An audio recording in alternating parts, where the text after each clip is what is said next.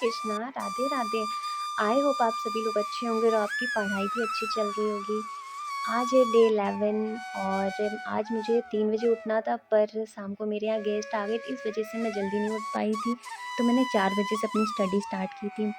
सुबह का वो डेली रूटीन फ़ॉलो करने के बाद में मैं 4 बजे बैठ जाती हूँ पढ़ने, क्योंकि उससे पहले मैं उठ गई थी। मुँह धुल के पानी वानी गर्म करके मैं 4 बजे से अपनी स्टडी स्टार्ट कर देती हूँ, जिसमें मैंने आज लर्न किया था, जो हिंदी में मुझे पर्यायवाची जो मैंने रह गए थे, उसको मैंने कंप्लीट किया था और संज्ञा पढ़ा था। पॉलिटी का मैंने रिवीजन किया था।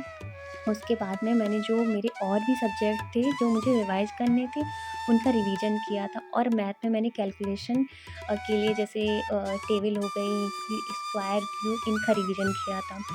और जब जैसे नींद आने लगती है ना, तो बीच-बीच में क्या करते हैं, जैसे मैंने एक कोई सब्जेक्ट ले लिया जिसको मैंने लर्न कर लिया, बीच में मैंने उसको मैथ के लिए फिर रख दिया, तो उसमें क्या हो गया, नींद फिर नहीं आती है।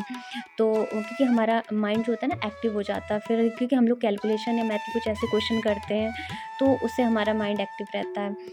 उसके बाद में मतलब मुझे ठंड लगने लगती है, तो मैं कुर्सी में बैठी होती हूँ तो ठंड लग रही होती है, क्योंकि सुबह का टाइम होता है, तो मैं वहीं पर ही शॉल ओढ़ के बैठ जाती हूँ, क्योंकि मुझसे बेड पे स्टडी नहीं होती है।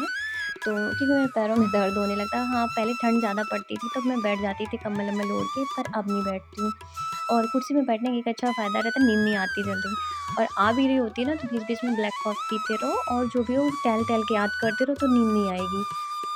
जिस और उसके बाद में मैंने स्टैटिक्स के जो मैंने टॉपिक जो कंप्लीट कर रखे, तो उसका भी रिवीजन किया था। और भी जैसे सब्जेक्ट मेरे रहते, तो मैं सुबह टाइम ही याद करने वाला ही करती हूँ।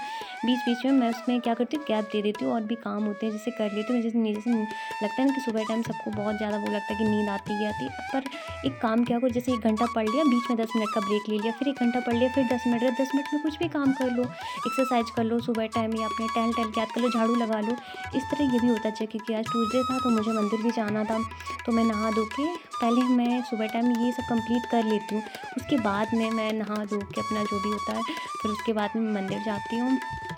अब मेरे घर के पास में ही है पनकी मंदिर, तो मैं फिर वहाँ जाती हूँ। फिर वो सब वहाँ से आने के बाद में फिर खाना बनाना होता है, क्योंकि मम्मी की आज तबीयत थोड़ी ठीक नहीं थी। मम्मी सुबह जल्दी उठ गई थी, क्योंकि पापा को आज गाँव जाना था, तो मम्मी ने सुबह का तो ब्रेकफ़ास्ट बना दिया था, पर मेरा काम था फिर मैंने खाना वाना बना के सब कंप्लीट करने के बाद में फिर से मैं स्टडी करने बैठ जाती हूँ, जिसमें मैं मैथ में और रीज़निंग की प्रैक्टिस करती हूँ, क्योंकि इसको मैं दोपहर के टाइम ही करती हूँ। दोपहर के टाइम ऐसा होता है ना कि कभी-कभार हम लोग खाना खाने के बाद नींद आने लगती है, तो मैथ या रीजनिंग इसको आप जैसे इसमें क्या होता है, आपको प्रैक्टिस करनी होती है। और जैसे जीएस होगी, लर्न करेंगे, तो इनमें नींद आ सकती है, मैं मानती हूँ कि नींद आने लगती है, बहुत से लोगों को नींद आती है, तो मैं प्रैक्टिस करने वाला काम ज़्यादा करती हूँ। बीच बीच में ज़्यादा खाना थोड़ा लाइट खाना और फ्रूट्स खाते रहो, इस तरह। तो इस तरह मैं ये सब कंप्लीट करने के बाद में फिर मैं थोड़ा घूमती हूँ, थोड़ा इधर-उधर टहलने के बाद में साथ में पढ़ती भी जाती हूँ, फ्रूट्स भी खाती जाती हूँ।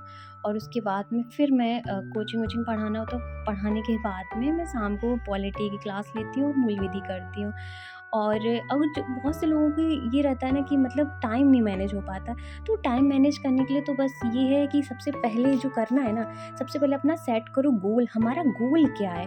अगर गोल हमारा क्लियर होगा ना, तो हम उसी के अकॉर्डिंग उसमें जो सब्जेक्ट है, तो उसको टारगेट डिसाइड करो, मतलब उसको टारगेट दो कि मुझे इस सब्जेक्ट को, जैसे हिंदी किसी की मतलब किसी की अच्छी होगी, किसी की खराब होगी, तो उसको हिंदी पे ज़्यादा टाइम देना होगा। किसी की मैथ अच्छी होगी, किसी की मैथ नहीं अच्छी होगी, तो उसे मैथ पे ज़्यादा फ़ोकस करना होगा। तो इस तरह वो क्या करेगा, प्रायोरिटाइज़ करेगा अपने मतलब सब्जेक्ट को, पहले किसको टाइम देना है, किसको कम देना है, इस तरह। और तीसरा क्या है, हमारा डिस्ट्रैक्शन। टाइम मैनेजमेंट में सबसे ज़्यादा जो हमारा टाइम ख़राब करता है ना, जो डिस्ट्रैक्शन होता है ना, जैसे सोशल मीडिया में ज़्यादा टाइम, कि अगर कोई रील स्क्रॉल कर रहे हैं, तो वो टाइम पता ही नहीं चलता कब 1 घंटा हो जाता है। तो एक काम करते, मैं ये नहीं बोल रही हूँ कि आप सोशल मीडिया बंद कर दो, क्योंकि कोई ऐसा नहीं कर सकता है। तो उसको टाइम जो 1 घंटा दे रहे हो ना, उसको कम कर दो, आधा घंटा देने लगो। तो इस तरह धीरे-धीरे टाइम फिर उसको कम करते जाओ, उसको स्टडी पे देते जाओ। और क्योंकि हमारा माइंड ना वैसे ही काम करता है, हम अगर अपना जब हमारा गोल फिक्स रहता है ना, तो हमें पता रहता है कि हमें किसको कितना टाइम देना है, 1 महीने के अंदर मुझे इस सब्जेक्ट को कंप्लीट करना है, फिर इसको करना है।